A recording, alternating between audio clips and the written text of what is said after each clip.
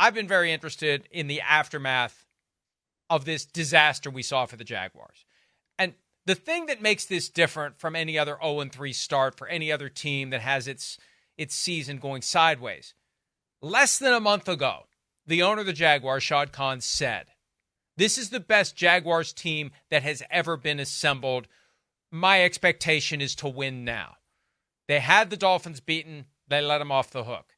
They got embarrassed by the Browns at home, and they got blown off the field by the Bills. And I'm looking for signs of life, frankly, in Jacksonville. And one guy who's come under focus here, but I don't think anywhere else, is Trevor Lawrence, who got the big contract. I got an email from a former offensive coordinator questioning Lawrence's emotion and passion, and we revisited the other day, just kind of spontaneously, the comments made by Trevor Lawrence before the draft about not having a chip on his shoulder. Like, does this guy really care? Does he seem bothered by their asses getting kicked, by getting embarrassed on national television? So I was curious to see Charles, and we're going to play this. I'll shut up, I promise. We're going to play Trevor Lawrence from yesterday talking about whether or not his own experience will help them out of the bad start, but just pay attention to how he delivers the words, how he seems. Is he really all that upset about what happened on Monday night? Here it is. It's a long season. And I don't say that to say that we have time to waste, because we surely don't anymore. But saying that is, it is a long season, and we've been in a worse spot than this before, and we found a way out of it, and I got full faith we're gonna do the same. But we gotta go prove it. So excited for that opportunity. Just remember to have fun too. Like, this situations like this a lot of times make you get tight and tense, and be on your details and be locked in. And we got to prepare the right way and put everything into it during the week, but also have fun. We're playing a game, and we have an opportunity to do things that not many people get to do. So keeping that perspective and let that relax you and let you play better. Not to say that it doesn't matter, because it does, and we take a lot of pride in it, but you also do have to have the perspective. I think that helps you play better and looser, because you want to go out there and fly around and not be thinking about everything and being able to go play free. They were 2-6 in 2022, and I remember after the loss in England to Russell Wilson and the Broncos, Trevor Lawrence kind of had a little like, if I'm ever going to be anything worth a crap in the NFL, I need to really wake it up. And they did, and they made it to the Final 8 that year. So they have turned it around before. But, man, it just all seems a little too chill for me. Am I wrong?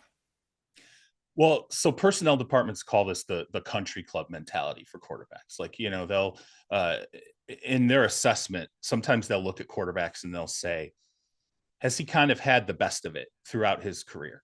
Was he he was a high blue chip prospect in high school? Did he have private quarterback coaches? Did he have access to everything he needed to grow in the position? And then how did that affect his mentality versus other quarterbacks they're evaluating, where it was hard? They faced some adversity. They showed emotion.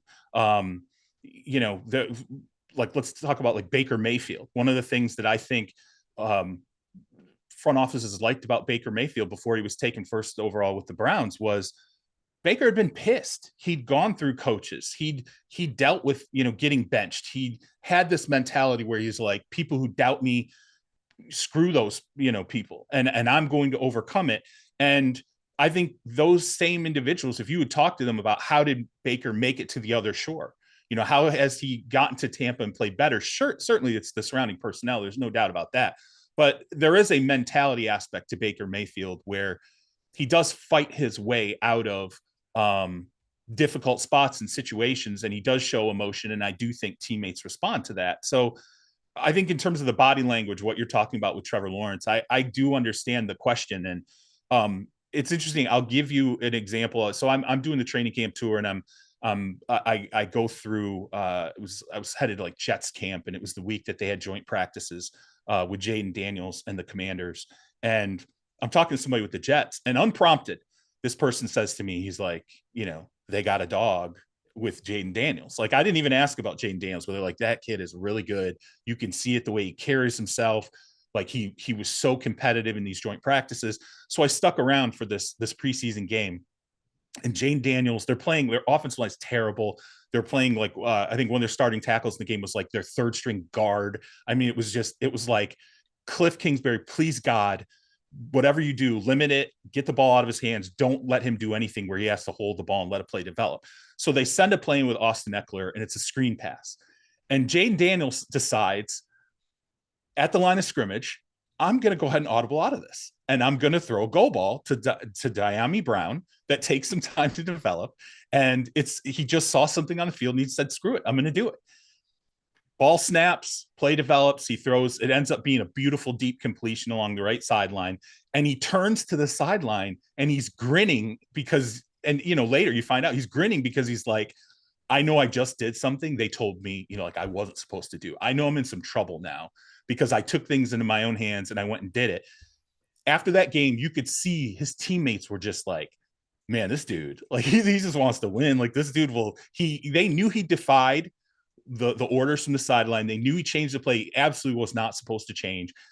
Dan Quinn afterward, he called it the buzz the tower moment in Top Gun. Like he buzzed the tower, and took it into his own hands. I ended up going through Commander's camp a little bit later, and I brought it up with different individuals, and they were like, look, they were pissed. They were like, it's not funny to us. Like, it's cool. We saw it happen, but that is not funny to us. He could have gotten hurt. And they were like, we talked to him after this. We had to sit him down and go, listen, you need to know what we're doing, and you can't put it in your own hands and risk yourself that way. I thought to myself, though, this is the quality that players respond to. This is the quality that teammates respond to, where it was like that in like, I don't remember if it was like Full Metal Jacket, but there's this talk about when you go through boot camp and you get to the point where you're just getting to the point where you're a little bit out of the control of your instructors. You're growing a little bit beyond their control. That's when you're ready to go to war.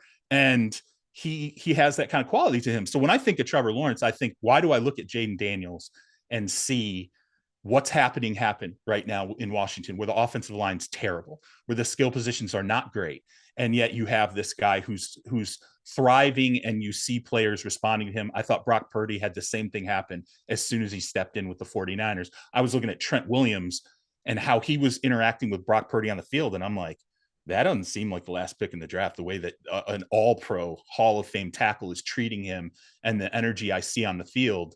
There's something different about this guy.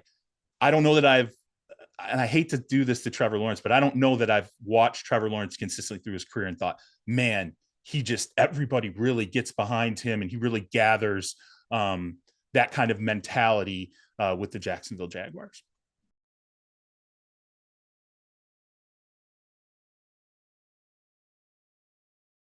Hi, it's Mike Florio. Thanks for watching PFT on YouTube. Hit subscribe for the latest news and analysis from Pro Football Talk.